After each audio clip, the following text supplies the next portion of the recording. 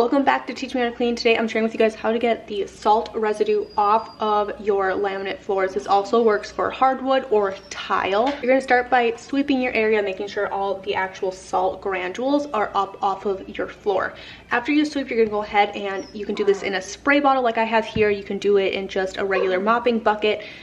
All you're going to add is some regular white vinegar, cleaning vinegar, and dilute it with just a hair of water. There doesn't have to be measurements to this, you guys. Don't make it more complicated than it has to be. Vinegar, dilute down with a little bit of water. The only reason we're diluting it with water is mainly for the smell purpose.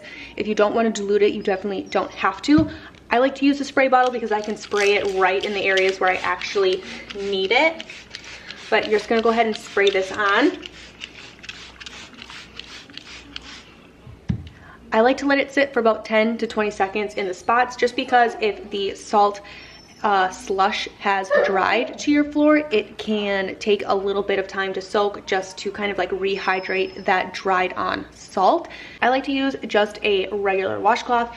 You can use a scrub daddy or a sponge, a wet washcloth, whatever you feel you need to get the job done. And I'm just going to go ahead and start buffing this in. It does not take a lot of elbow grease if you let it sit for a second, and you can see just how easily all of that salt came up off of the floor. You can do this for your entire floor. If it's your whole entryway, you can definitely put this in a mop bucket and use your mop to get it done. But if it's just in little spots like mine was right by my front door, it's really easy to just go ahead and give it a quick spray and pull it up off the floor. Thank you guys so much for watching. I hope this helped you, and I'll see you guys in another one.